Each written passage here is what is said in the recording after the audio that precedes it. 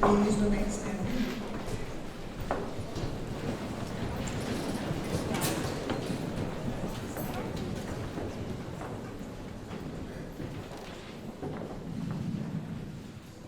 The prayer that I'm about to say has been delivered for over a century at each commencement over which my grandmother, my mother, Mrs. Fleming, or I have presided in schools in several countries on 2 continents. Our Father, as we come to the parting, we humbly give thee thanks for the days of our gathering. We thank thee for the real work accomplished, for the friendships made, for inspiration for future work, and we beseech thee to set thy seal upon what we have done and make it strong and beautiful. We thank thee for the quickening of old friendships, for new and fruitful contacts, and for the broad understanding of our common work. We pray thee for fresh devotion to the great aims and possibilities of our lives, unfeigned love for our fellow workers, and for a deep longing to save and ennoble those whose lives we touch. Make us worthy to hear thy message. And now, as we turn our faces forward toward the toil and care, the trials and temptations of our work, we feel our need of thee, thou great companion of our souls. Be thou the strength of our weakness, the wisdom of our foolishness, the triumph of our failures, the changeless unity in our changing days. Knowing the brevity of our years, help us to work resolutely while it is day. Shine upon us, thou sun of our life, even in the valley of the shadow, and may the song of faith never die in our hearts. We make our petition to the Almighty and most merciful God, creator and sustainer of the physical and moral universe, whose love and justice know no bounds and extend to all nations and races. Amen. Please remain standing for the national anthems.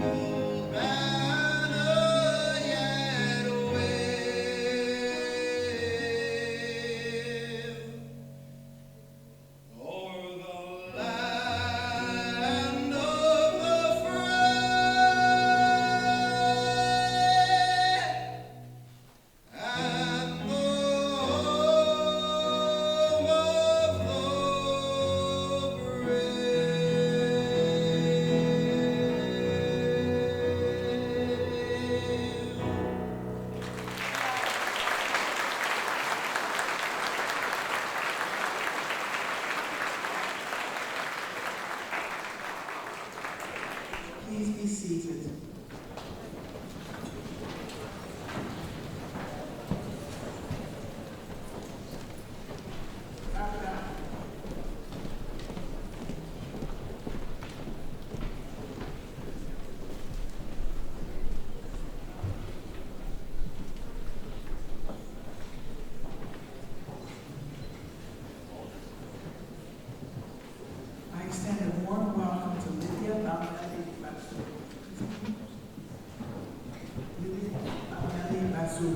Head of Education of the Comune Town Council, the official responsible for TASIS and a good friend of the school.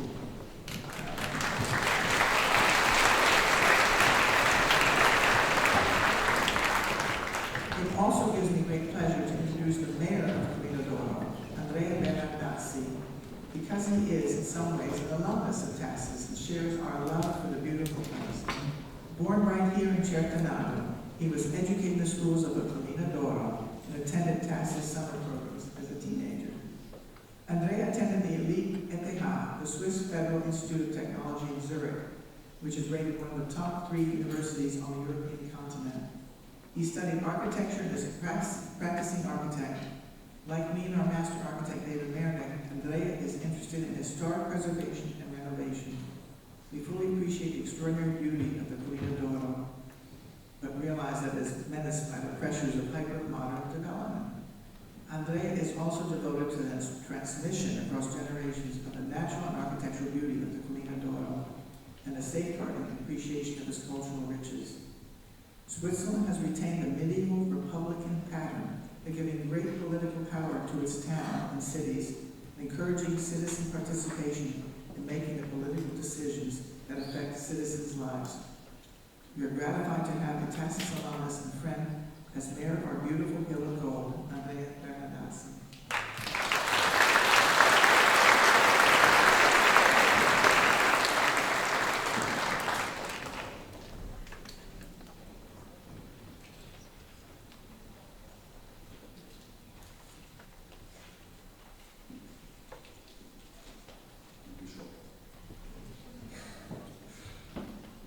Dear ladies and gentlemen, dear members of the audience, and cari ragazzi e ragazze, it is always a great honor for me to be here. Today is 69 commencement to bring you the greetings from the municipality of Comune. I would like especially to address those who will graduate today.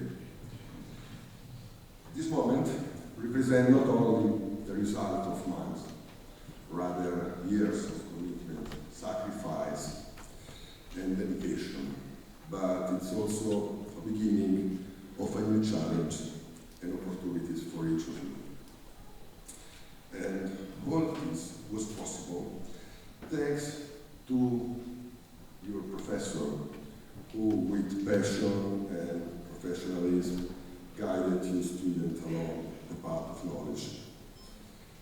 Students who with curiosity and determination faced every lesson and every exam, addressed to the parents and the family members whose support and affection made it all possible. Dear students, you will start a new academic chapter that will probably take you to another part of the world.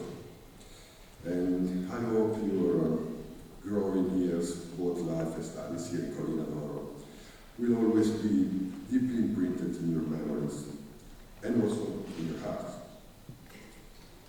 In previous year, I spoke about how important it is to respect the nature and how necessary it is to invest in advance, try to mitigate natural disasters that are always here.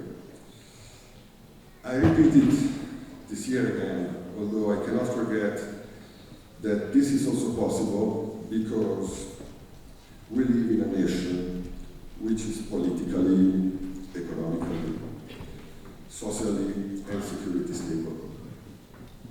Unfortunately, things in the world do not seem to change or improve. My hope is that your generation will have the ability to succeed in the state of things. I really hope this. Well, I wish you all a fulfilling future, reminding you that the future is in your hand. Congratulations to all of you. Thank you very much.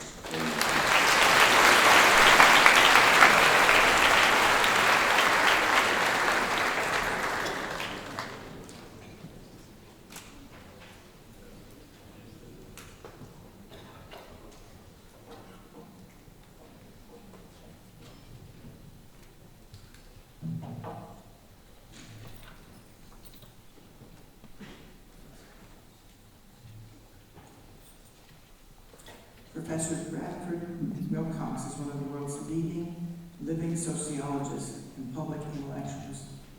Himself the graduate of a prominent American boarding school, he was subsequently educated at the University of Virginia and Princeton University. Since 2002, he has taught at the University of Virginia, one of America's finest public universities, where he is now a Melville Foundation, Jefferson Scholars Foundation Distinguished University Professor of Sociology. Since 2009, he has been director of the National Marriage Project, and he is also senior fellow of the Institute for Family Studies. Author or editor of 6 books published by the University Presses of Oxford, Cambridge, Chicago, and Columbia, his most recently published book has attracted great attention. It is entitled, Get Married: Why Americans Must Defy the Elites, Forge Strong Families, and Save Civilization. Professor Wilcox's sociological research focuses on demography, birth rates, marital patterns, family dynamics, and social pathology, especially comparatively in terms of nation, ethnicity, religion, race, sexuality, class, and generation. His work has won numerous prizes and grants, and he has been an invited guest lecturer in numerous states and countries, including Mexico, Colombia, Canada, Spain, Italy, Switzerland, Taiwan, and Hong Kong, and to the United Nations audiences in New York and Geneva. He is a prominent public intellectual and has held public dialogue with governors of American states. He and his wife also have 9 children, 5 of them adopted. We are honored to have him with us today.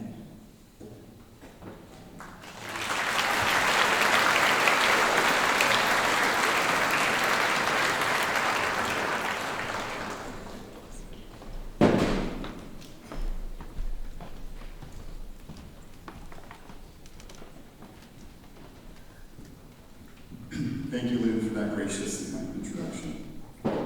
Welcome, graduates, esteemed colleagues, cherished family members, and dear friends. Congratulations to all of you.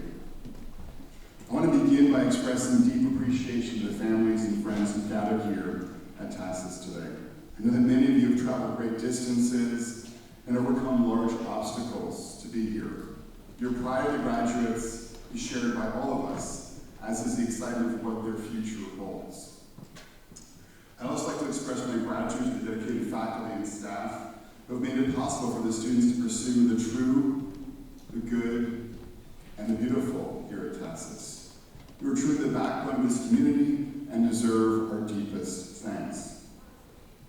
Now, graduates, the custom in addresses like this is to celebrate your individual achievement and limitless potential, to encourage you to blaze a single academic trail at Oxford or Harvard, to intern one summer at Cherry Water in Ethiopia, and the next summer at Goldman Sachs in Manhattan, to aim for a career in finance or infectious medicine. The New York Times columnist David Brooks talks about this custom as one more way that our culture exalts resume virtues, hard work, education, and high-flying careers as the kind of be-all and end-all for young men and women like you. But an ancient fable suggests the trail you will blaze should aim for higher things than resume virtues. I'm thinking of the story of King Midas. King Midas had a good life. He worked hard to protect his kingdom, was respected by his subjects, and loved his daughter. But it wasn't enough. He wasn't as popular, as powerful, as rich as some other Asian minor monarchs. Midas wanted to stand out as a singly successful sovereign. One day he got a shock at his ambition. Dionysus, the god of wine, offered Midas one wish. "I want everything I touch to turn to gold," said King Midas. "Are you sure, Midas?" said Dionysus. "This could end badly." But Midas answered in the affirmative. Midas got his wish. He walked about his kingdom, turning everything that he could into gold. And at first he was gleeful, thinking of all the riches and glory that would come his way. Midas started to daydream about his ambitious agenda to take his kingdom into the 21st century. And the New York Times profile and multi-million follower count on Insta that would follow. But when Midas returned to his castle, he was in for some surprises. He tried to have a meal, but everything that he ate turned to gold. This got him a little bit worried. And unbeknownst to him, his daughter came up behind him to give him a kiss. And before he could warn her, she kissed him and was also turned to gold. Midas realized that he made a grave mistake. His beloved had been turned into a rock. Despair filled his heart. This power that itself such a singular focus, Midas realized, was not a blessing, but a curse. Again, not a blessing, but a curse. This ancient fable could not be more relevant for our day. Elite messaging in the media, our universities, and online surrounding work and freedom and family advances what I call a Midas mindset. The Midas mindset discounts the importance of marriage and family. The film that we are taught can be found in lots of money and a rewarding career, not in family. Sentiments like this are a staple in today's mainstream media and pop culture. The Atlantic runs an article entitled "The Case Against Marriage." The New York Times tells us that, quote, "Married motherhood in America is a game no one wins." Pop stars like Chappelle Rowan celebrate liberation from marriage and motherhood in favor of career and independence. Now, up until recently, this Midas mindset had largely been focusing from left-leaning elites on women. But now we are seeing similar anti-family messaging targeting men from the online right. Influencers like Andrew Tate are telling us that marriage and family are a bad deal for men. According to Tate, quote, "The problem is there is zero advantage to marriage in the Western world for a man. If you use your mind, if you use your head instead of your heart, you look at the advantages to getting married, there are absolutely none. So from Tate's perspective, any man in his right mind ought to stay single, get strong, make lots of money, and use, but not invest in, the opposite sex." The Midas mindset has become a salient feature of how young adults think about life today. One of my UVA students put it bluntly. She said, quote, "Students are more focused on their education and getting their career started than getting into a serious relationship," added, "The focus is definitely on building our own brands first. Relationships and love are a risk, but you always have your career and success to fall back on." She is not alone in thinking that the pursuit of happiness is best directed by padding one's resume. Recent polling from Pew tells us that the vast majority of Americans now think a career is a more reliable path to fulfillment than family. Over 70% of Americans think that work leads to fulfillment, compared to only about 1/4 who say that marriage and family do. But there is a discrepancy. There's a discrepancy between perception and data here. The culture's anti-family messaging distorts reality. Now, it is true when it comes to the resume virtues that education, money, work play a part in the happiness equation. In my analysis of what's called the General Social Survey, a leading social barometer in the U.S., I do find that getting a college degree boosts your odds of happiness by about 64%. So devoting yourself to the pursuit of knowledge, and even more so, the pursuit of the true, the good, and the beautiful, as you've done here, does put you on the path to living a more meaningful and happy life. Likewise, having a good income and a meaningful vocation increases your odds of being very happy by more than 80%. This data is worth bearing in mind as you head into adulthood. But the data also tell us that marriage is a better predictor of global happiness than work, money,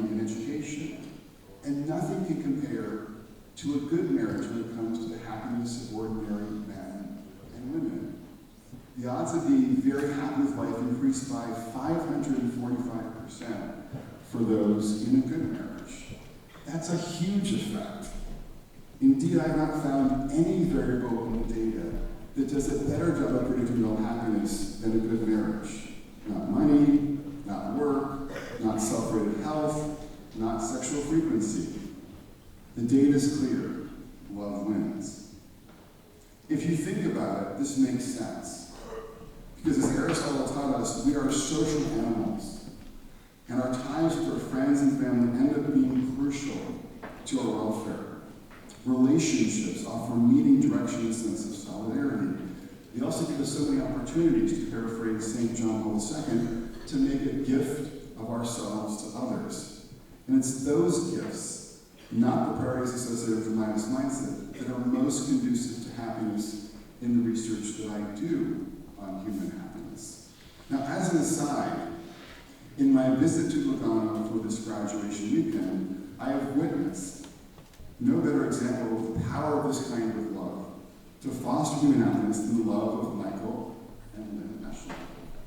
They have endured much and sacrificed so much for one another in the school in more than 50 years of marriage, and the fruit of their loves, both for one another and for this school, are abundantly evident today.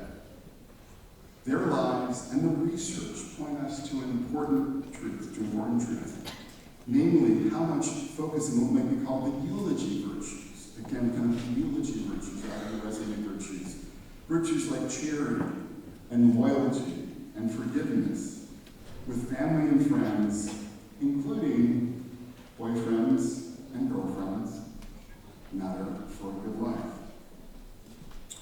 But in our day, fewer and fewer young adults, dear graduates, are prioritizing these virtues in the context of love and marriage and family. The global heart is closing before our very eyes.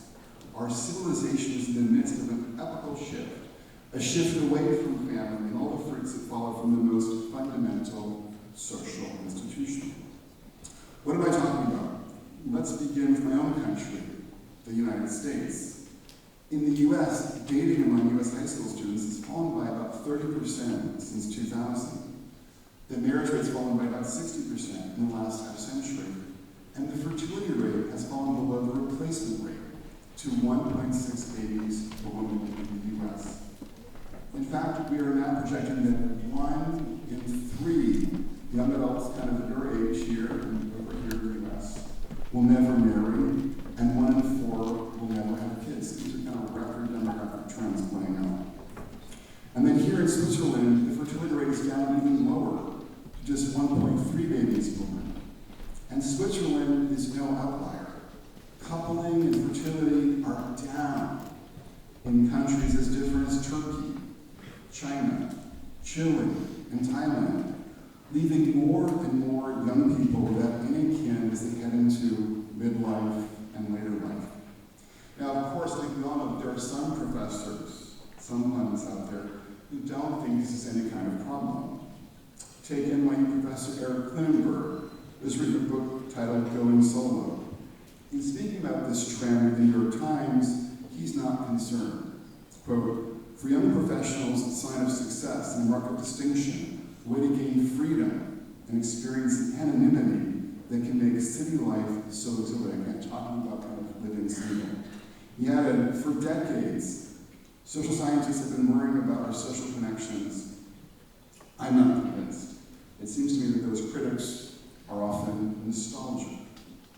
But I must tell you, graduates, speaking to women and men in their mid-30s without a family and without one in sight has left me skeptical of the idea that flying solo is good for most men and most women. Consider the story of Scott O'Sullivan. By the standards of success in today's culture, nothing should bother Scott, who's in his mid-30s and unmarried, living in the suburbs of D.C. He's got a college degree from a good American university, an engaging career as a military contractor, and a 6-figure salary. However, these educational and professional accomplishments are not enough for Scott. He says, quote, you know, I've got degrees in my wall, I've got accomplishments and certificates, but it doesn't mean anything in the end, is what he said to me. I have to get up every day and look in the mirror and realize I'm alone. I have nobody. Scott is struggling with a kind of toxic mix of loneliness, meaninglessness, and sadness, flying solo. Or consider Taylor, a 30-something professional in Denver. In her 20s, she was told not to marry young and to explore the world and to avoid getting too attached to anyone. Instead, she focused on a career in digital marketing and never seriously dated. Now, single and in her mid-30s, she's less optimistic about ever starting a family. If I could do it again, she told me, I would focus on finding a husband a little bit earlier. Being single is especially hard for her because she feels like, quote, she doesn't have a lot of meaning in her life right now. By contrast, the time she spends babysitting her nieces and nephews, which she loves, has left her thinking that she'd be more fulfilled if she was married with kids. The notion that life is all about work frustrates her more with age. Quote, I spent so much time believing that, she says. Is there a chance that I could have a family of my own right now? You know, do fun things with them, finger paint, whatever. I don't know what kids do. Taylor and Scott's lives suggest that embracing career-related resume virtues while neglecting eulogy virtues associated with love and marriage and family can be hazardous for those of you who would like to build a meaningful and happy life in the coming decades. Now, to be sure, we all know there are singles out there who are flourishing and married people who are floundering. But there are more and more Scotts and Taylors out there. It's becoming a social problem because on average, adults who are flying solo are about twice as likely to be unhappy with their lives. In fact, the University of Chicago economist Sam Peltzman found that, quote, the recent decline in the married share of adults can explain statistically most of the recent decline in overall happiness we've been witnessing in the United States. So to explain this closing of the Global Heart today, I have focused so far on the role that culture is playing in all of this. There is also an important technological dynamic in play. We are witnessing the rise of what might be called electronic opiates, devices and platforms that entertain, distract, and bring pleasure to us, all the while reducing opportunities oftentimes for us to socialize, date, mate, and start a family. We're getting more dopamine hits and less time with friends and family in today's world.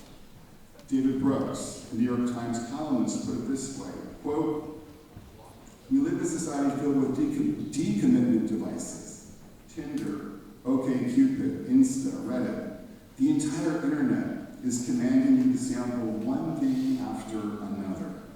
Our phones are always beckoning us to shift our attention span. If you can't focus your attention for 30 seconds, how can you make a commitment for life? I'm telling you, graduates, all this because at this stage of life, you often get the message that you should focus the next decade of your life on schooling and work to the exclusion of the kinds of commitments that Brooks is talking about. Don't get me wrong, obviously, education and work matter. Hopefully, for instance, here at TASIS, teachers like Jessica Cohen and Daniel Schwartz have given you a taste of the immense beauty and power of learning, especially learning for learning's sake. But I'm suggesting to you this morning not to focus solely on education and work in your 20s. In her book, The Defining Decade, the psychologist Meg Jay warns that many young adults often, quote, settle for spending their 20s on no criteria or low criteria relationships that likely have little hope or intention of succeeding because they're preoccupied with education, work, or having a good time in their 20s. By contrast, Jay advises young adults like you to take the next decade seriously when it comes to both romantic and platonic relationships. See your 20s as an opportunity to grow the eulogy virtues that sustain love and friendship. That's because for many of you, one of these relationships is likely to end up in marriage. And even if you don't marry, the friendships you cultivate in the next decade will influence the rest of your lives. And sometimes it's precisely the choice to pursue love boldly that will transform everything else in your life. I'm reminded here of the story of the economist Arthur Brooks.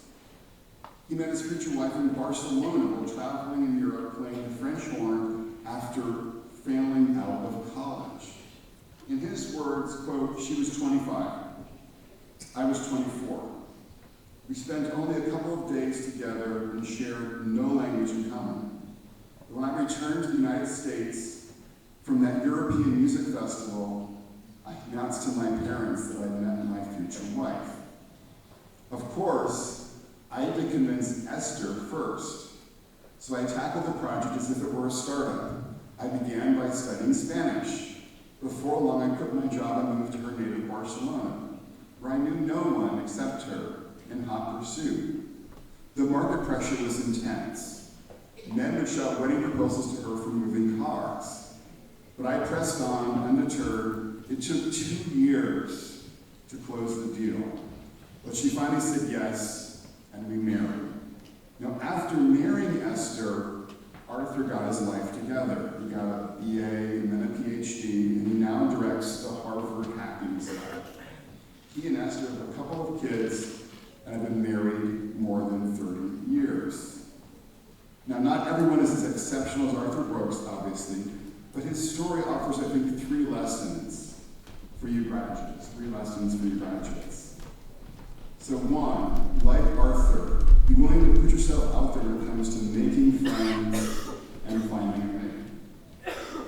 Number 2, like Esther, be willing to give people who come into your life a chance, even when you're not fully sure if they're right for you. Again, Esther took 2 years to come from pick Arthur. And then thirdly, in a world where it's increasingly easy to get addicted to electronic opiates, embrace the real world and real world opportunities to meet real people like Arthur did. This brings us full circle this morning. TASIS has given you countless opportunities, graduates, to embrace a real education in the real world with real people.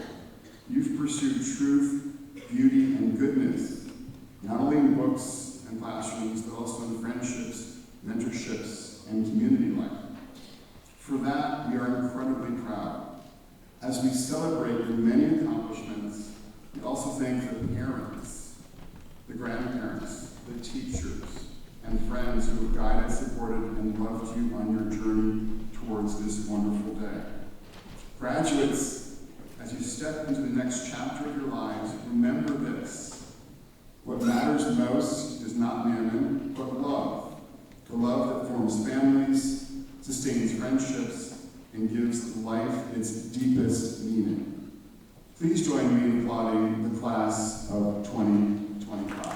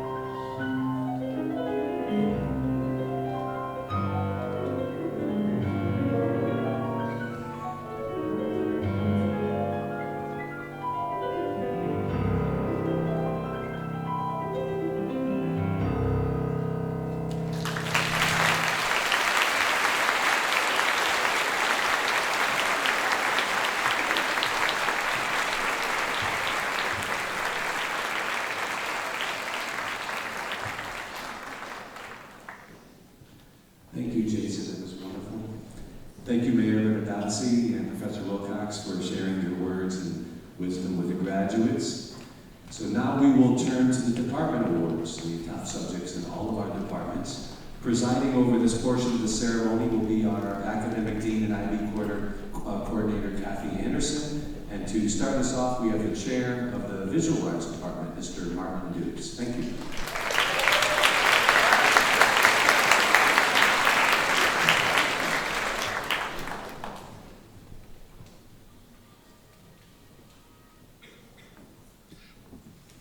Good morning, everybody. I'm going to start with excellence in art. I've taught this year's recipient for a number of years and have the privilege of watching her grow as an artist. This modest and discreet student employs the tools of her craft effortlessly. The resulting artworks are authentic, their honesty giving us a sense of someone totally engaged in the language, someone not only able to tell the story, but to also bind us. As is often said, good artists are at best illusionists. The very best wield a certain magic. This student is often found in the Zhelin studios in the evenings and at the weekend, and consistently displays tenacity and unwavering perseverance, traits that will undoubtedly continue to mark her journey beyond the school gates.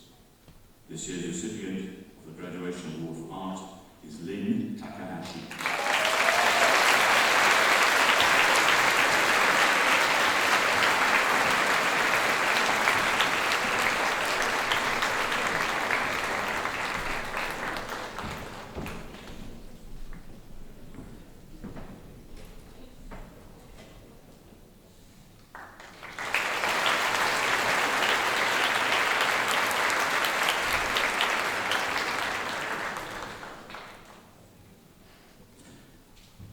The second award is the 225 Horst Durschmidt Photography Award. The TASIS Award in Photography honours the memory of former Art Department Chair Horst Durschmidt, whose vision, leadership and creative energy helped shape what the arts mean at TASIS today.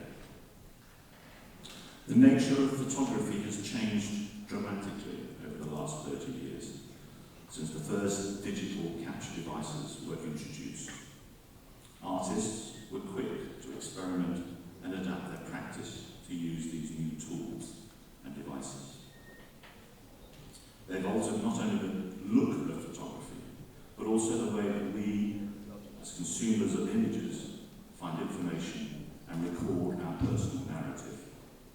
Traditional art-making skills cross over into the digital, and taking photographs has become more and more a sketchbook exercise in preparation for the use of other media, software, and creating a personal vision. This year's honoree demonstrated the ability to create artworks with photorealistic quality without using a camera. He largely made his own tools and honed his skills through consistent and constant practice. His work has developed with keen observation from great curiosity about the world around him. But, as is often the case today, the finished works do not easily reveal the depth of craft and hard work required in their making. This year's award goes to Eric Jenner.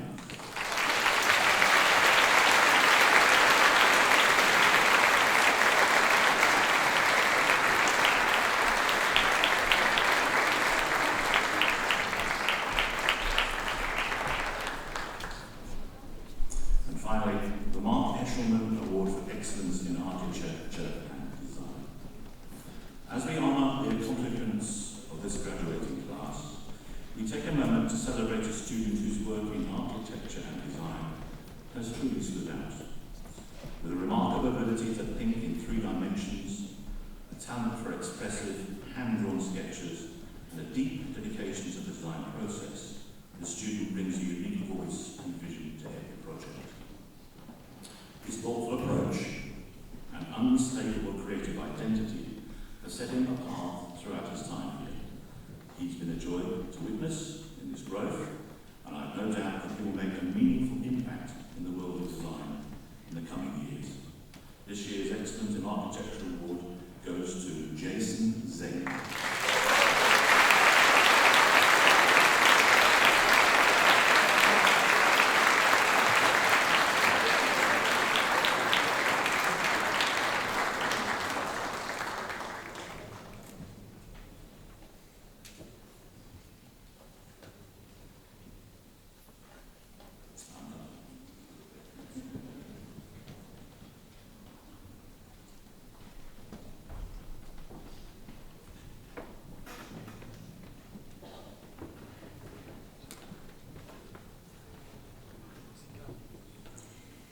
This year's award, Kay Hamlin Award for Excellence in Theatre, goes to a student whose performing arts journey began in 3rd grade as an orphan in Annie and has grown into something truly inspiring. From her early days as a leader in the elementary school, to leads in the high school production All Shook Up, The Little Mermaid, Mary Poppins, Interludes Junior, she has consistently brought talent, kindness and professionalism to every stage. She's organised, respectful, a gifted vocalist and a quiet leader who lifts those around her. Her creativity and discipline earned her admission to Berklee College of Music, a reflection of her years of passion and perseverance. It is my great honour to present this year's Kay Hamlin Theatre Award to Sarah Mesaric.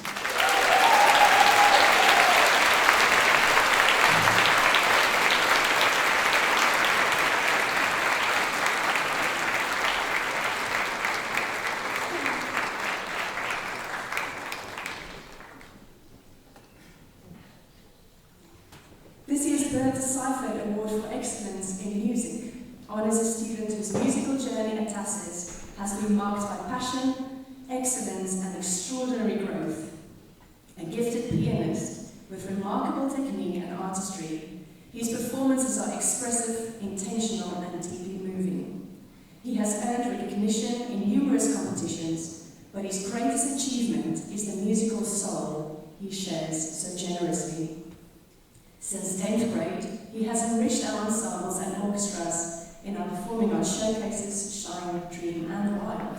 From classical to jazz and improvisation, he embraces every genre with curiosity and joy. His discipline, warmth and dedication are unmatched. As he heads to the Royal Northern College of Music, we know this is only the beginning of an exceptional career. It is my great honour to present the Bernardazzi Award of Excellence in Music to Shen.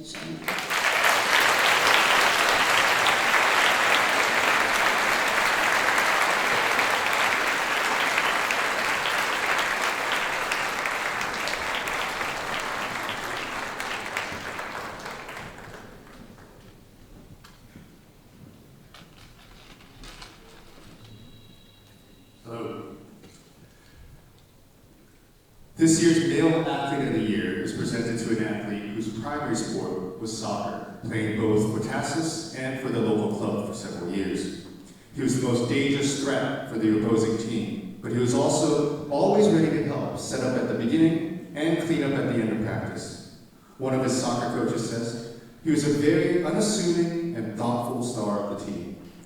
While his focus was primarily in soccer, he also used to play badminton in his home country, and he returned to it here at TASIS in his senior year, placing 3rd in both the singles and doubles category at the MISA tournament.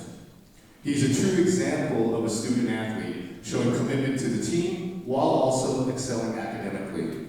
The athletic department is proud to present this year's Male Athlete of the Year to William Nicholson.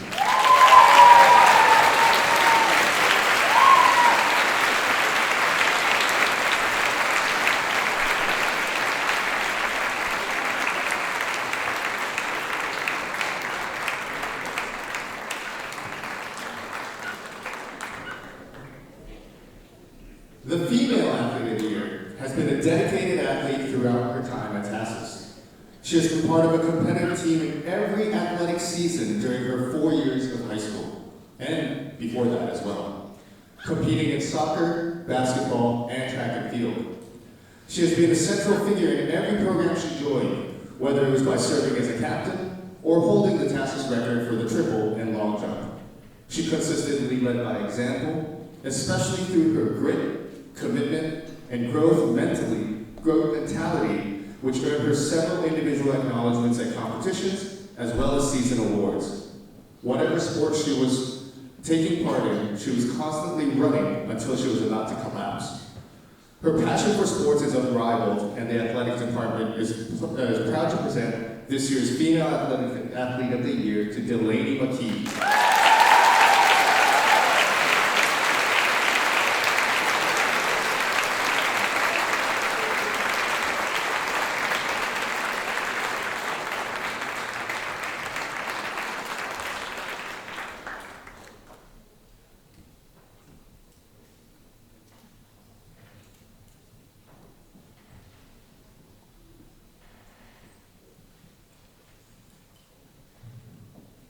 This year's recipient of the English as an Additional Language Award has distinguished himself through his unwavering enthusiasm for all topics covered in IB English B and a deep commitment to learning.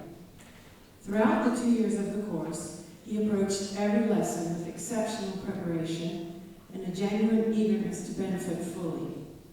His thoughtful participation and academic integrity, coupled with his sunny optimism and unfailing courtesy, fostered a positive and inclusive classroom atmosphere, one that enriched the learning experience not only for his peers, but also for his teacher.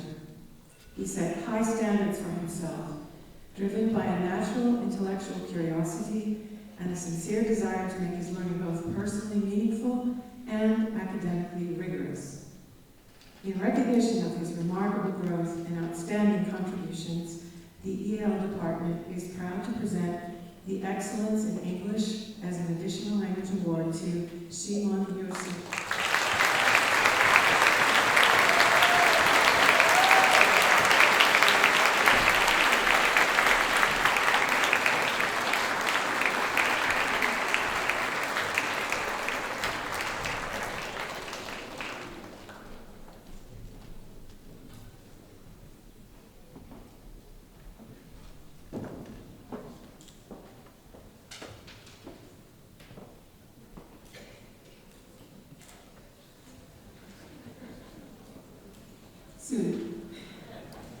Good morning, everyone. The Modern Languages Department takes great pleasure in recognizing exceptional achievements in the acquisition of modern languages. This year is a bit unusual, as we are presenting this award to two very deserving recipients. Both recipients took a higher level class this year, one German and the other Spanish, and both received a 7. Both of them also took a second IB class during high school, one French at the higher level and the other German at the ab initio level, and both received a 6. Both of them speak several languages. One recipient speaks German, French, English, a little Spanish, a little Turkish, and Farsi, her native language. The other recipient speaks French, Russian, Spanish, Italian, and English, a little German, and Kazakh, her native language. In addition, one recipient is reading extra books in various languages to expand her language knowledge, and the other tutors fellow TASIS students in French and sometimes Italian. These two truly demonstrate a curious mind and a distinctive talent for easily learning and retaining languages. They are both also very kind, reflective, engaged, and overall outstanding human beings. I have no doubt that these students will find the thirst for learning even more languages as they embark on their professional journeys in the real world. The Department of Modern Languages is immensely proud to announce the winners of this year's Excellence in Modern Languages Award, Meral Baumann and Sophia Asmik.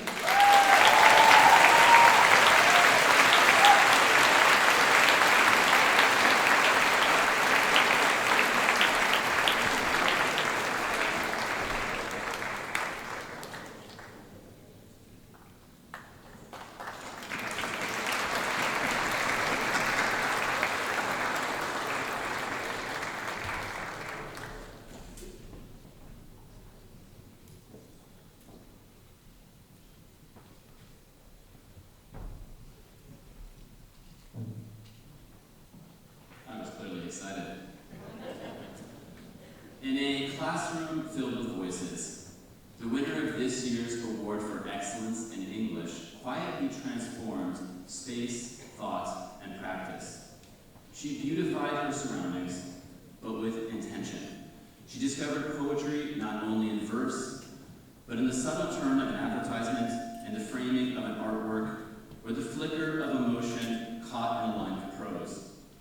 She met challenges with commitment, returning again and again to seek clarity, to hone her skills, and to grow.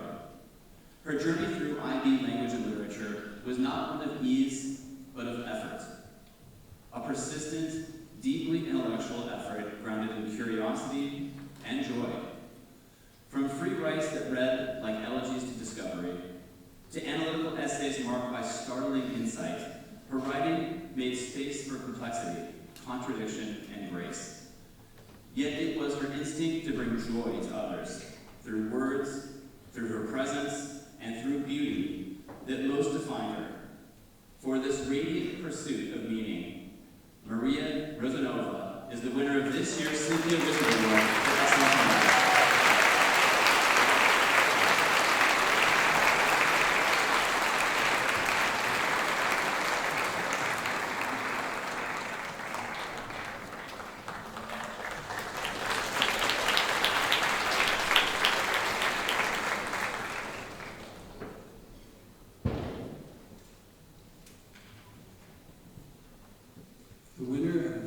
Excellence in History Award is an exceptional student whose intellectual curiosity, strong character, and work ethic have distinguished him across disciplines.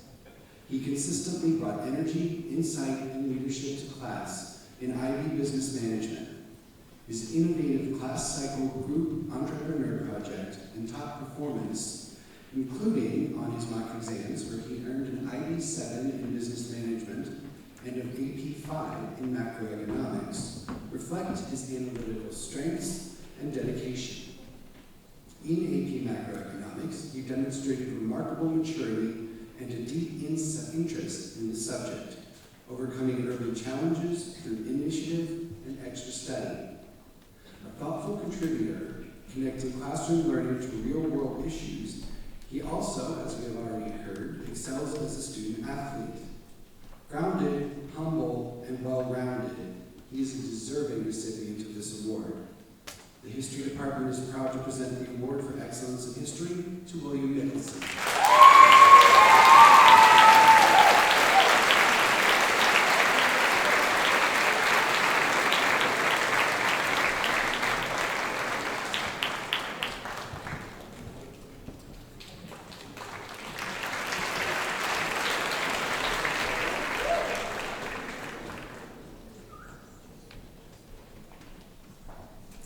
This year, the Mathematics Department had the privilege of considering several outstanding students who consistently demonstrated academic excellence, deep conceptual understanding, and a commitment to learning.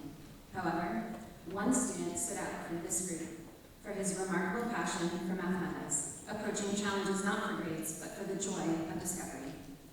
In high-level IB math, he regularly achieved top marks while tackling complex theoretical concepts, constructing elegant proofs, and clearly communicating and collaborating on advanced ideas. His extended essay, An Exploration of the Law of Science in Hyperbolic Space, showed both intellectual curiosity and a sophisticated grasp of abstract mathematics. A consistent math club participant, he pursued contests purely for the love of the subject. The Math Department is proud to present this year's Shah Khan Award for Excellence in Mathematics to Danielle Foster.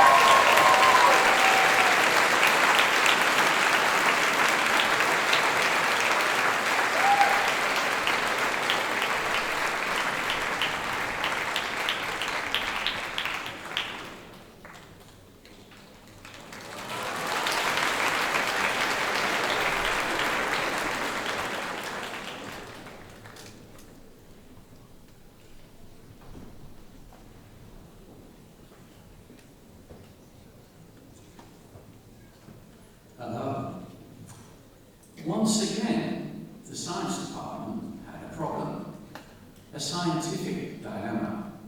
We couldn't choose a top science award winner. We could only round down to two significant figures. One of these students studied in the AP program, taking AP Chemistry, AP Physics, and AP Physics C, where he illustrated creativity, humour, and an ability to put the pieces together in order to see the complete picture. His enthusiasm was always apparent, with a real desire to learn more about the world about him, and dig below the surface in order to really understand. He is a brilliant thinker who read and wrote articles outside of class time. The other student took the IB diploma program, studying higher level chemistry and higher level biology. She approached both subjects with incredible maturity and dedication, driven by a real desire to get to the heart of every problem, and asking for clarity about the most detailed and difficult applications. This was all done with a sense of humour and a smile, and both of our recipients were always fully engaged with the lesson and ready to help other students as well. I am sure that they will both be very successful with their future scientific endeavours. It is with great pleasure that I announce the two winners of the Excellence in Science Award, Suyun Choi and Melis Huda.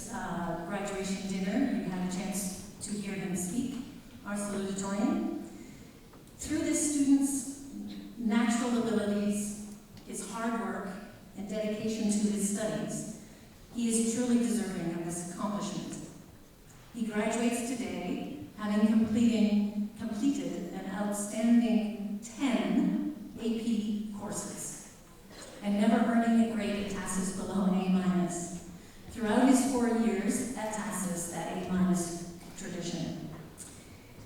Next year, he will be starting a degree in engineering at one of the most selective universities in the US, Northwestern University in Chicago.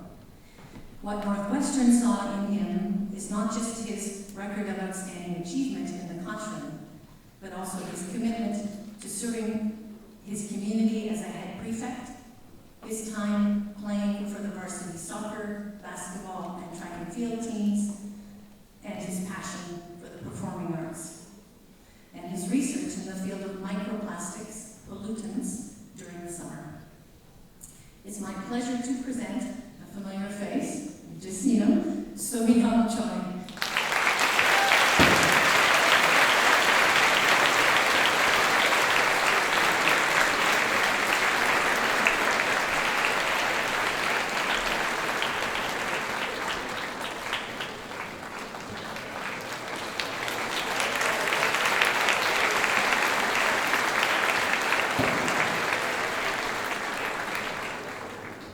Moving on to Valedictorian, and you'll have the pleasure of hearing her speak in a few minutes in our program today. Now, across her most challenging IB courses, this student is described as outstanding. Intelligent, sharp-minded, and I can attest to the fact that she has excellent time management skills as well. She is thorough and proactive, has a positive attitude towards teamwork, and is always polite and grateful towards her teachers. This student is the first to arrive to class and often the last to leave. She rarely appears stressed and meets all deadlines with high-quality submissions, which sets the bar very high for her classmates. Her exams often read like answer keys, which means that's evidence of how hard she works outside of the classroom to prepare and master the content. She's described as a resourceful and intellectual learner. This student is dedicated and intrinsically motivated. She's fully committed to her education, to growing as a learner, and to taking every single opportunity to improve. One of her teachers wrote, "I hope my children will embrace the power of education in the same way this student has during her time at TASIS."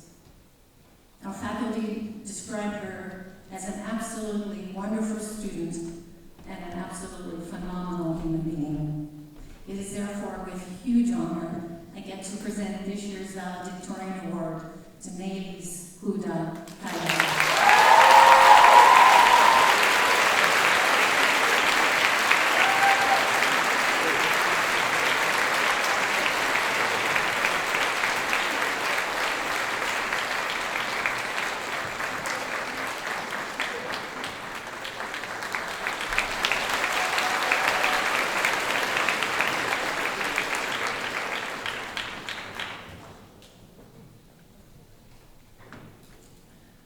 Each year, the Headmaster's Award is given to the student through his or her contributions or example has made a meaningful impact on the TASIS community.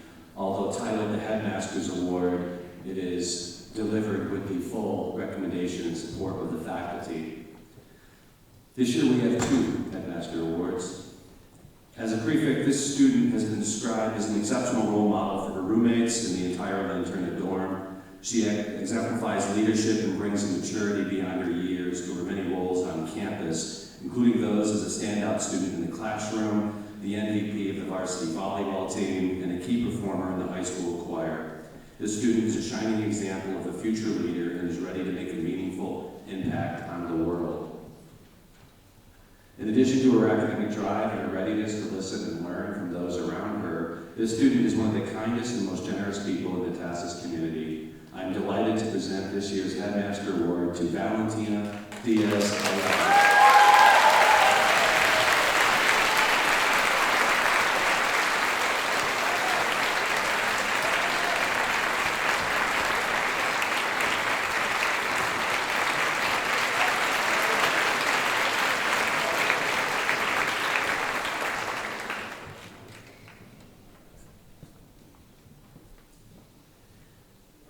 The second recipient of Headmaster's Award is an accomplished and compassionate student whose intellectual curiosity spans science, languages, and global issues. She is a prefect and a leader in our community, known for her empathy and support of peers, especially in challenging contexts. Her academic achievements include being named AP Scholar with Distinction and achieving notable success in rigorous science and language courses and in a cardiology clinic.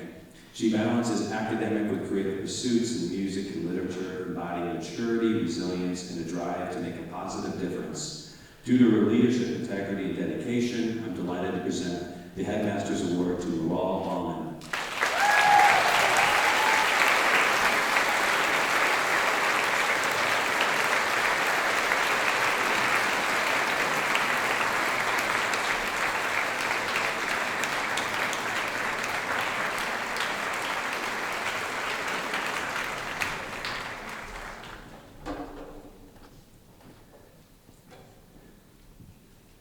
The ECIS Award for International Understanding is awarded to a student who is a good representative of his or her own country, displays a positive attitude toward the life and culture of others, is able to converse in at least 2 languages, is a contributing force in the life of the school, and demonstrates the ability to bring different people together into a sense of community, thus furthering the cause of international understanding. The winner of this award exemplifies the spirit of international understanding through her remarkable leadership, compassion, and cultural fluency. As a speaker of 6 languages and a bridge builder among her peers, this student fosters a vibrant, inclusive community at TASIS.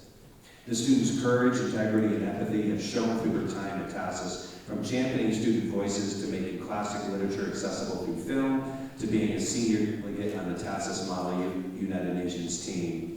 A true global citizen, she continually demonstrates her commitment to uniting students from all nations as both a proud representative of her heritage and a passionate advocate for intercultural respect and collaboration. The winner of the ECIS Award for International Understanding is Sophie Asselman.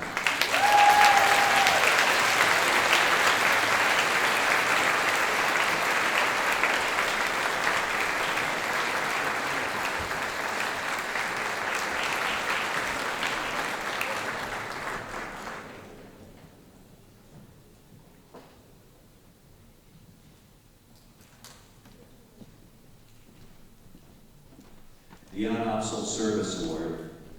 Jan Opsel is a graduate of 1968, and his generosity and vision has made the Jan Opsel Global Service Program possible here at TASIS. The Jan Opsel Service Award recognizes a student for whom the school community comes before self.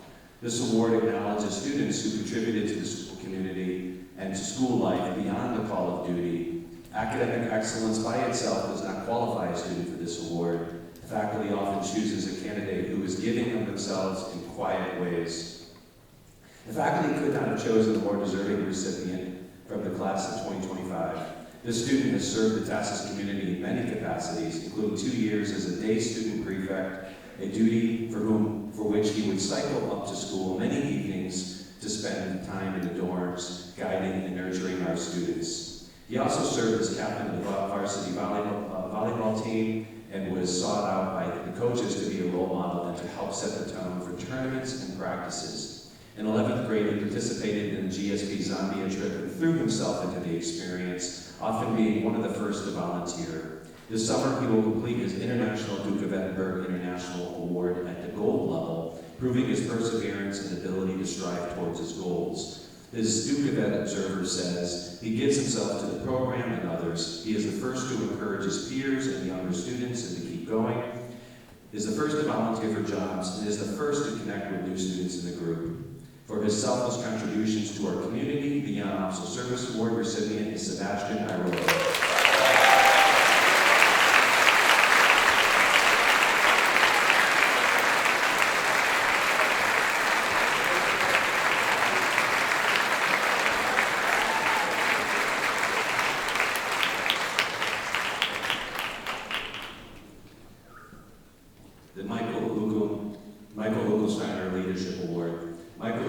Is a former headmaster at TASIS, made a great impact here. He's currently on the TASIS Foundation Board and teaches leadership at his, where he's head of school at Durham Academy in North Carolina. As headmaster, I have had the privilege of seeing hundreds of students take their journey through school each year, and among these students, a handful stand out as real leaders through the example they set, the activities they participate in, the trails they blaze, or even the poise with which they carry themselves. The recipient of this award is one of those students who shines on all these fronts and more. She is someone whose presence and engagement enrich the student body and the life of the school. On top of this, her many leadership contributions show the incredible range in which she works, from serving in student government to excelling in the visual arts and creating engaging podcasts. What is even more impressive is that all of these wonderful contributions come from an authentic place and that she is truly interested in what she pursues. Our recipient is that rare student who not only knows herself and her interests, but turns these passions into actions that benefit the community. With all of this in mind, I'm delighted to present the Michael Huda Leadership Award to Sophie Hasselbeck.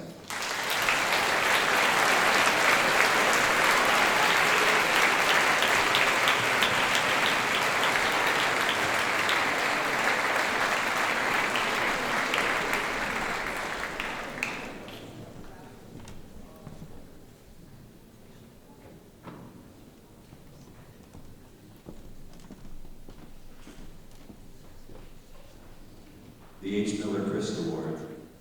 H. Miller Christ is the father of TASIS founder Mary Chris Fleming. He established the former Mary Lyon School for Girls in Wildcliff Junior College, and his portrait hangs in the M. Chris Fleming Library. This award, in his name, is given to the senior student who, in the opinion of the faculty, best represents the ideals and goals of the school.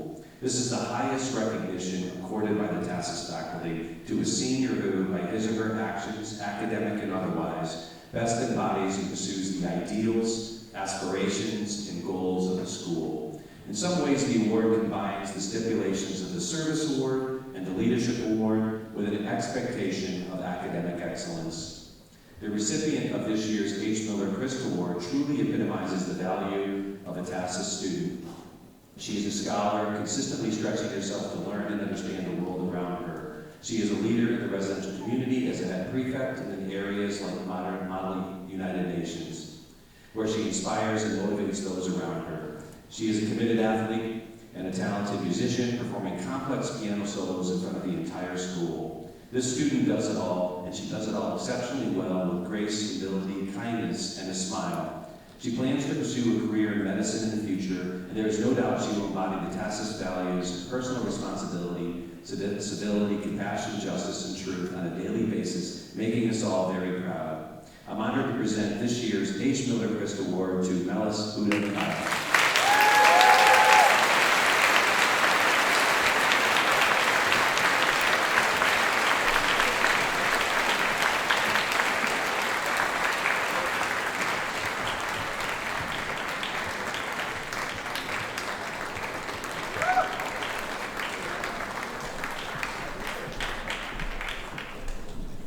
Okay, we're going to ask Melis to not go very far because it's also my honor to introduce our valedictorian of the 2025 senior class.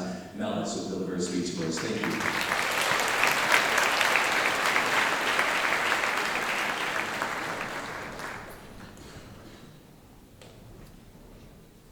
Good morning, parents, friends, teachers, administrators, and the esteemed graduating class of 2025.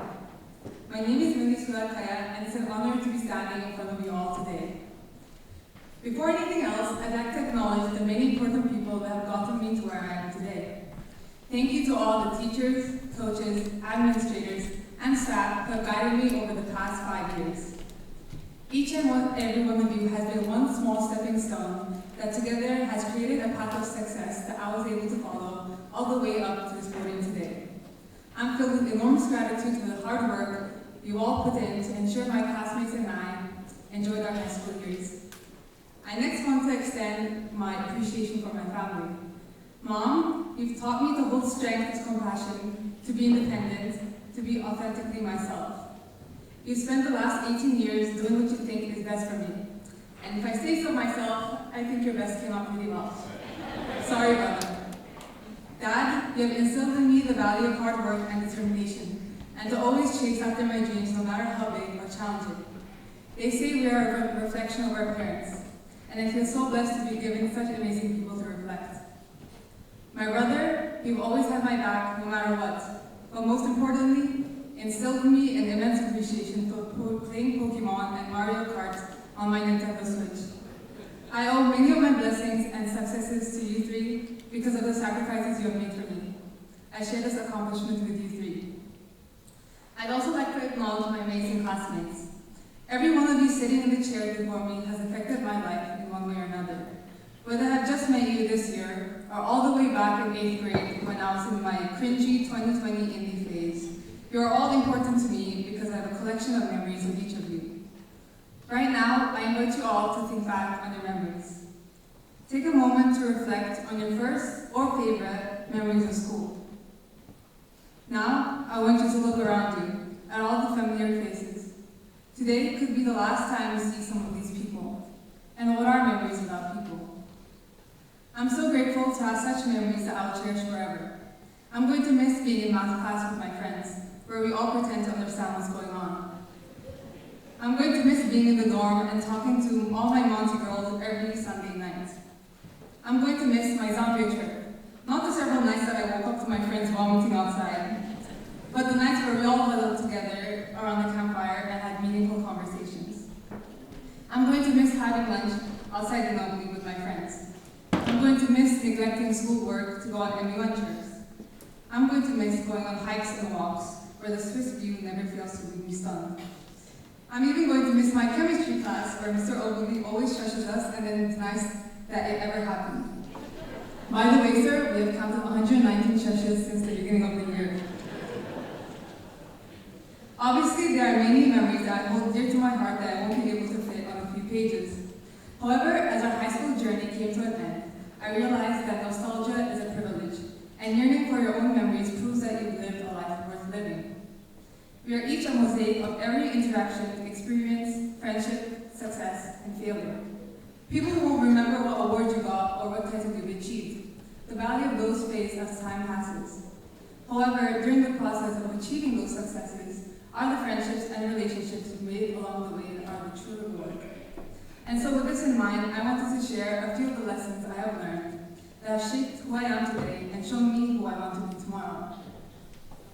I know I stand before you representing academic success. However, at the beginning of high school, the same drive for academic achievement had left me afraid to ask for help, afraid to not know the answer, afraid to step outside my comfort zone. At some point, I started feeling like if I did well, then that was just a bare minimum, and if I did poorly, then that was an acceptable failure.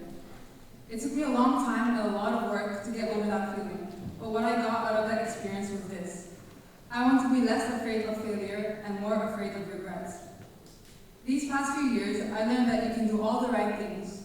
You can work hard, you can make sacrifices, but sometimes all you can do is still not enough. While this was a difficult pill to swallow, it made me realize that the person I want to be understands that life does not owe you anything. Instead, you owe to life to keep getting back up and putting in the effort to become who you want to be. The greatest gifts in life aren't in the plans, they're in the detours. No way could I have planned to be on this stage today. I have failed a lot more and a lot longer than I have succeeded, but my life has worked out even better than I could have ever imagined. So no matter how many obstacles you faced, mistakes you've made, or like in Mia's case, no matter how many dress code violations you've racked up, you'll be okay because you've still made it. Adding on to this, I'd like to share a quote that has stuck with me all throughout high school by a particularly wise philosopher called Harry Styles. If you're happy doing what you're doing, then nobody can tell you that you're not successful. People tend to get caught up with money, titles, and base their worth on tangible objects. They tend to think that their GPA or any other number can capture the essence of their being. But I think true personal fulfillment can only come when it comes from within. When we know we have put in the effort and we did our best. Soon, most of us will leave Lugano and say goodbye to some of our friends for the last time. As you give your last hugs, I encourage you all to think back on the friends, the people, the memories of TASIS. Hold them tight, but make room for more, because we're all about to step into a brand new chapter of our lives. I hope you all meet new people and build new relationships. But as you all embark on this new journey and new chapter of our lives, I encourage you all to be a little bit more like the philosopher, Mr. H. Styles, and remind yourselves of the things that make you happy. I truly can't wait to find out where each of our paths will lead and see the great things we will accomplish. Some of us have our next steps planned out. Some of us are going to be engineers, politicians, Formula One drivers, or bug collectors like Ledger Johnson. And some of us don't yet know what we're going to do next, and that's okay. Although we might not be able to respond to the question, what are you going to do next, we all have the opportunity to decide who we are going to be when we leave this place today. Because who we are internally is the roots of what we do and what we contribute to the world. Although we have no idea what the future holds for us, we now have the capacity to construct the image we desire and actualize it. So, embrace the chances you're being given from this very moment. Do everything you can to live life wholeheartedly and ensure yours is one that history favors.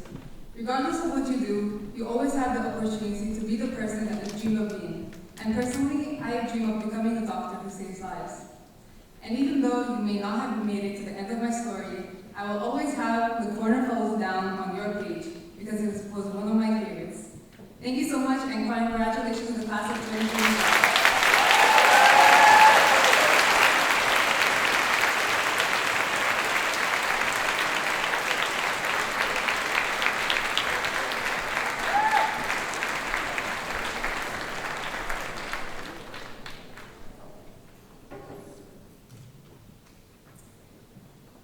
Mrs. Lynn Fleming Aeschliman and Mr. Nikoloff, I have the honor to present to you, on behalf of the faculty of the American School in Switzerland, the class of 2025. They have fulfilled the requirements of the prescribed academic program, and I request that you award them their diplomas.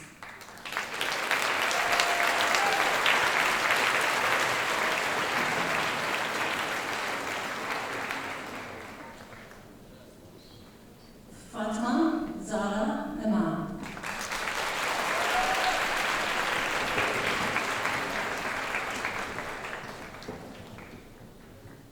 Allegra Angelini Welch.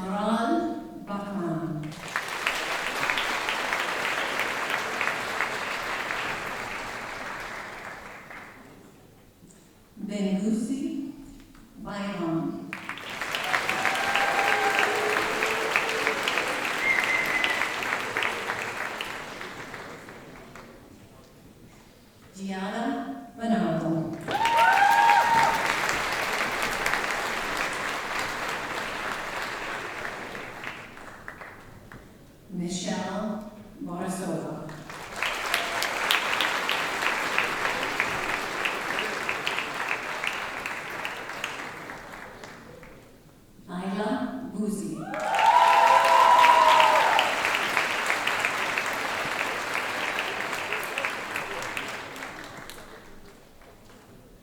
Jofael Kyoto.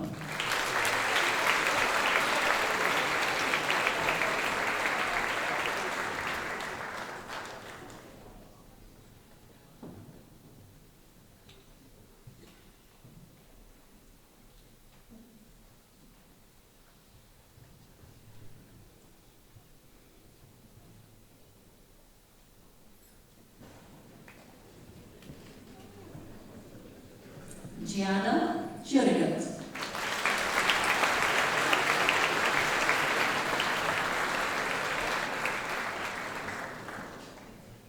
Ginevra Cribari.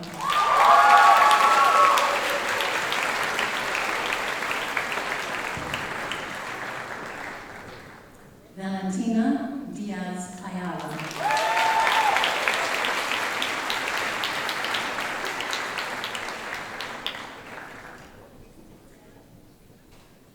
Alyssa Dimitrieva.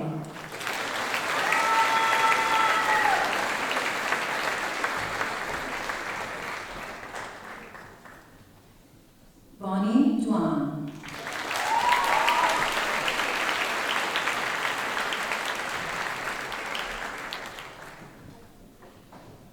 Taida Urbash.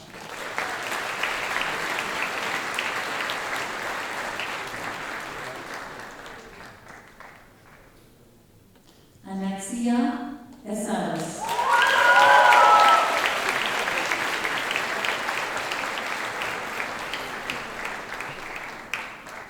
Valentina Fernandez Guimarães.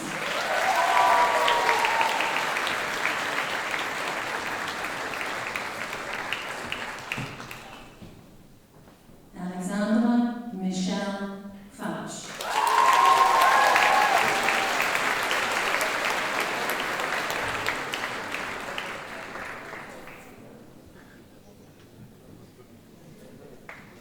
Alice Friedrich Alencar.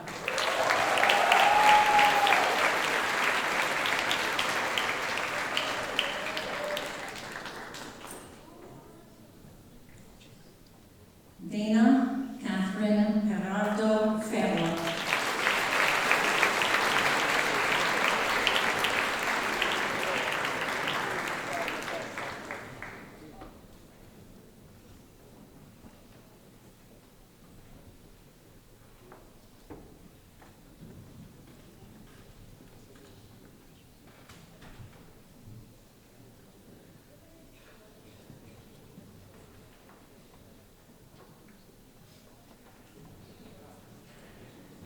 Leila Habab.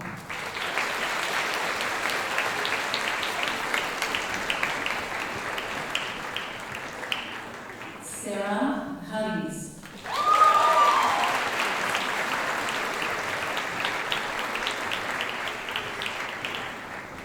Chloe Hassan.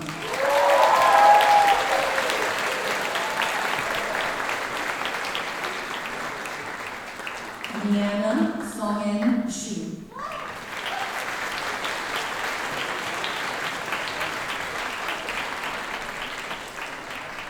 Claire Jin.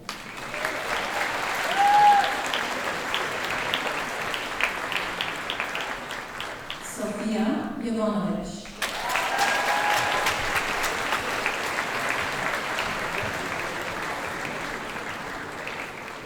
Emma Kamata.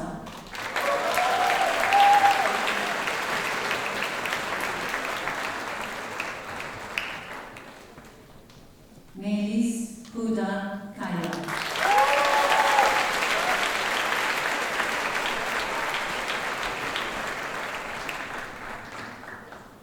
Maria Kirsanova.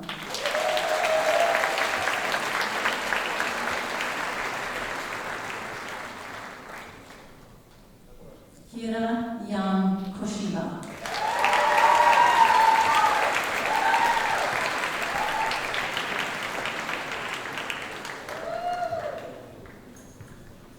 Eneida Kuzio.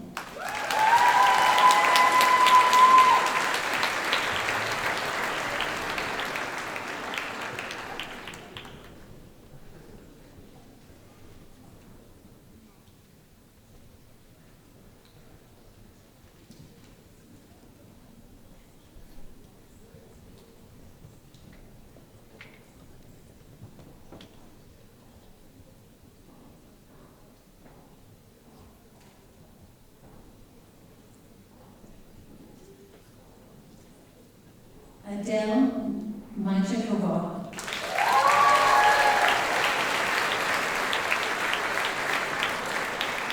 I would like to welcome to the stage alumni Estella Mariana van Wassenhoven from the class of 96.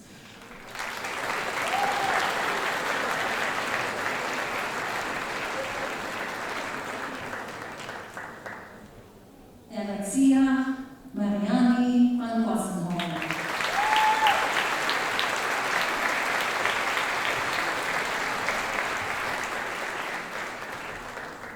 Michaela Mariani van Wassenhoven.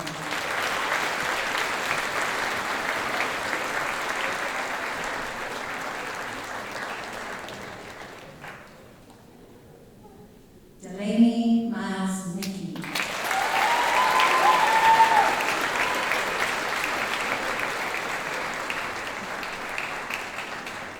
Sarah Isabel Mesaric.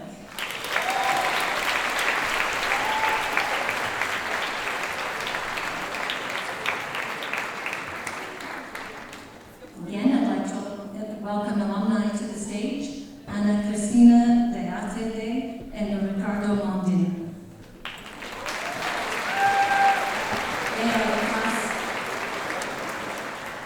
They are both from the class of 99.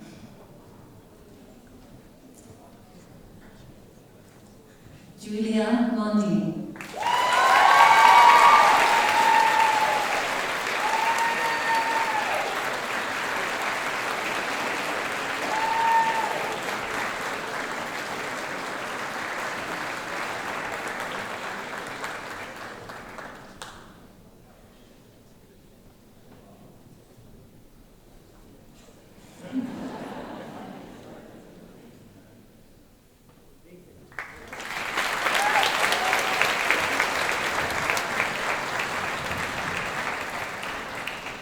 Mia Netroshvili.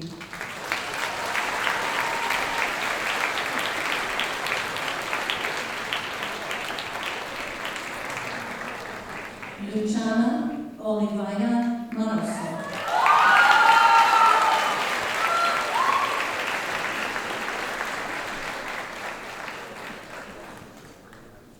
Lara Karuki San.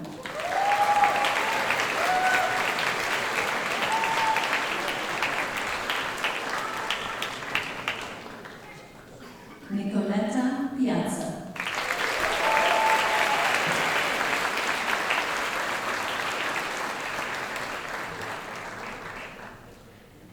Maria Eduarda Bossetti Miranda.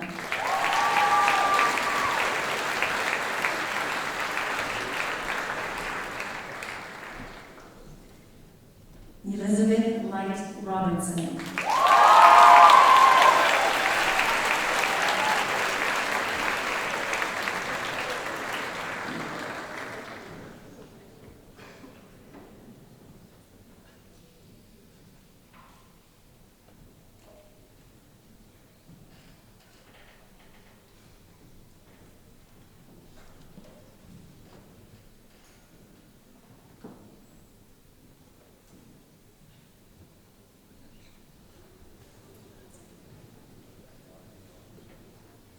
Maria Rosanova.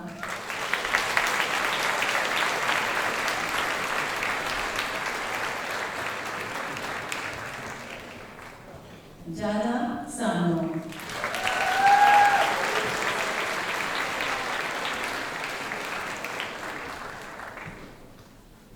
Elmira Kairat Satultanova.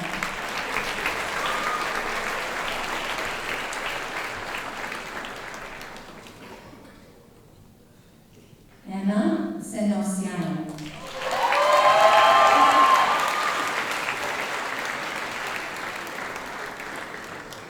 Katarina Spirlik.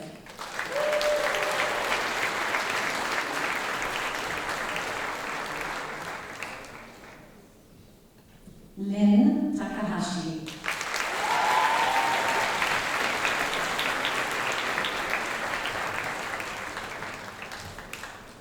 Odetta Facci.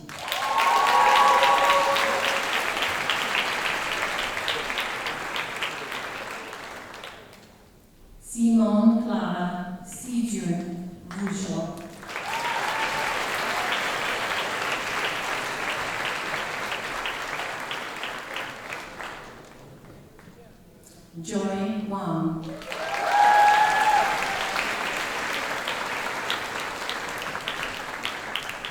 Charlotte Gabriele Bellhorn.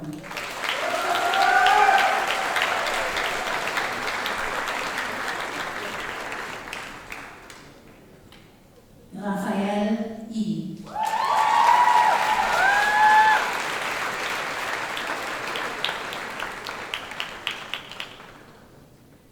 Daria Yesenbekova.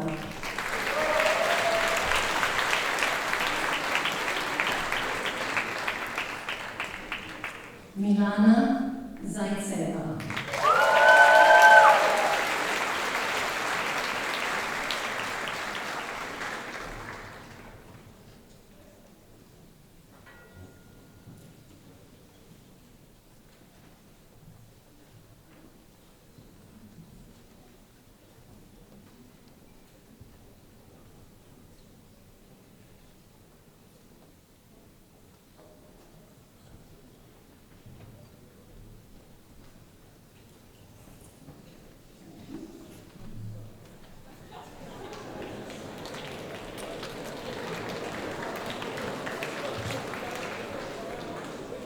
Sebastian Irola.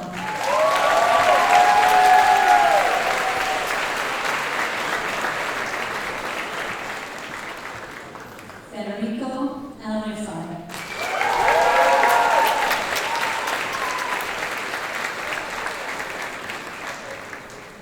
Musad Al-Mudaf.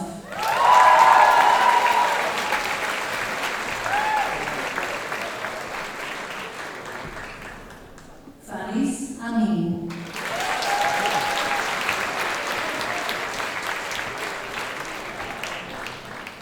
Matteo Arpino.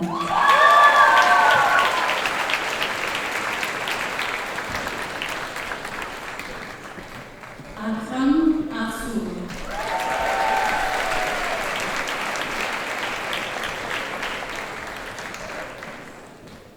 Anton Vesanides.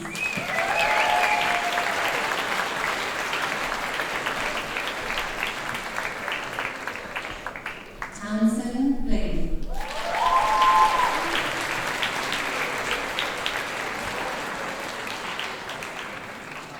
Platon Bukharin.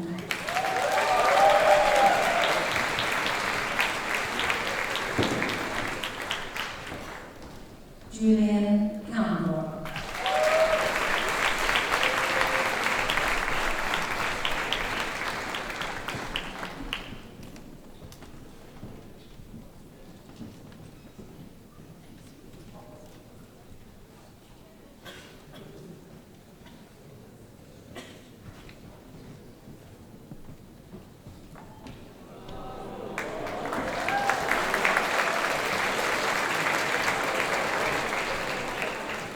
Benjamin Catuccio.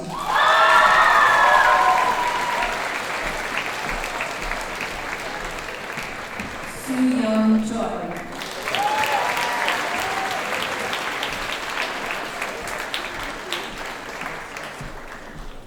Constantine Christodoulou.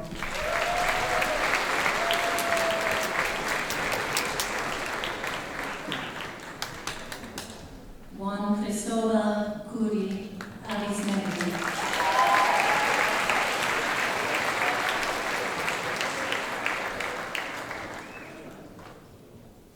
Amirhan Demirke.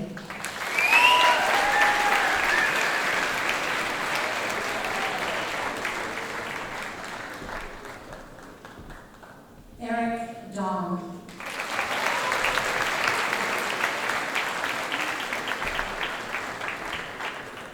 Jack Enthoven.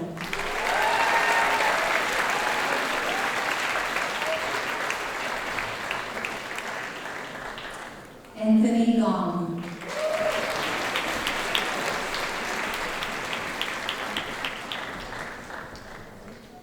Zaid Goraya.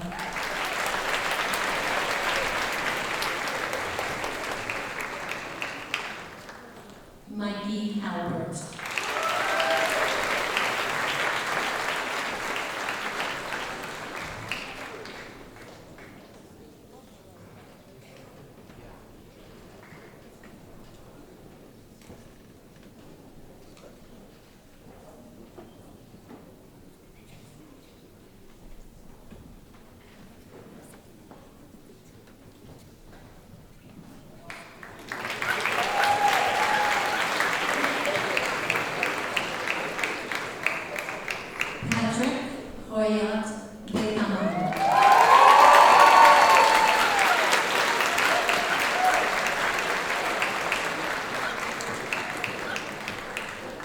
Gabriele, Ippolito.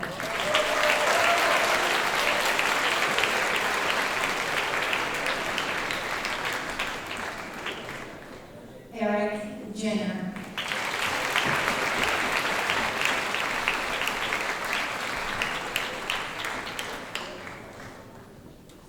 Ledger Johnson.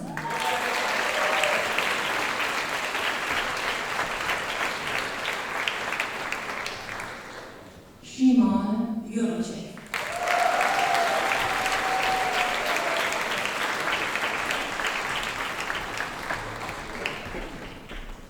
Daniel Kozlov.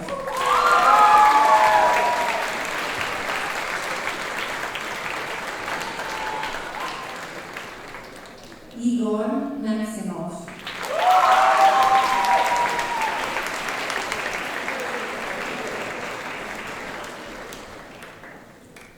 Arseny Markovich.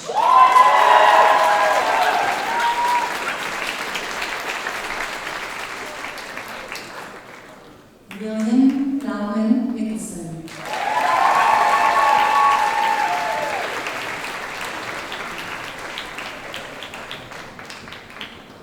Nicholas Karuki San.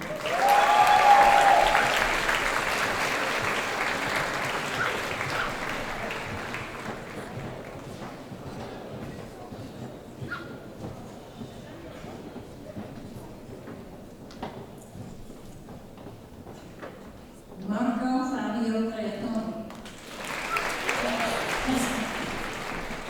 See, the face was not the right face.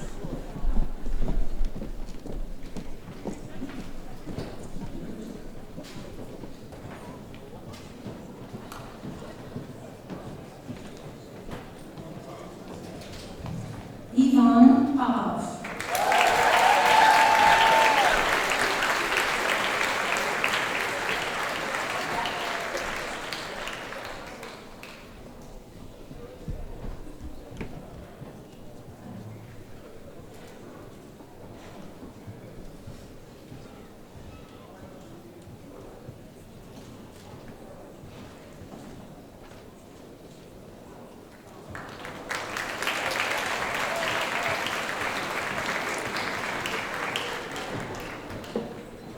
Take two. Marco Fabio Creatoni.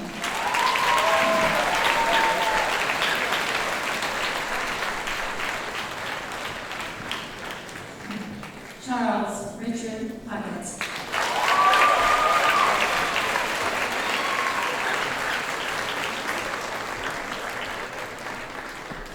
Jorge Reyes Rangel de Alba.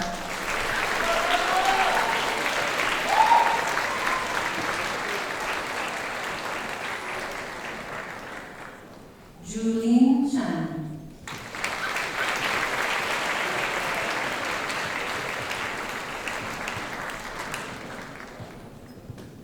Francisco Soldavani Norris.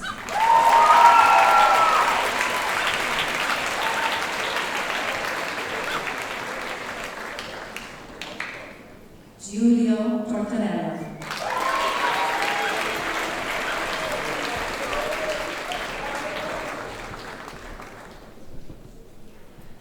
Lalit Trautron.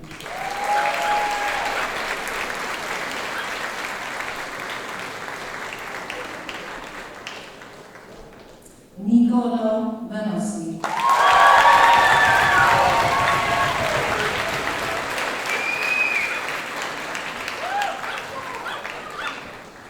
Romeo Zanolini.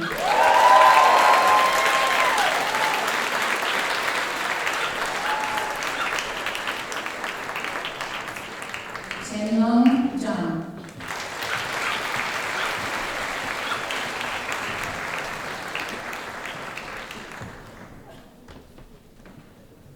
Pakuan Jason John.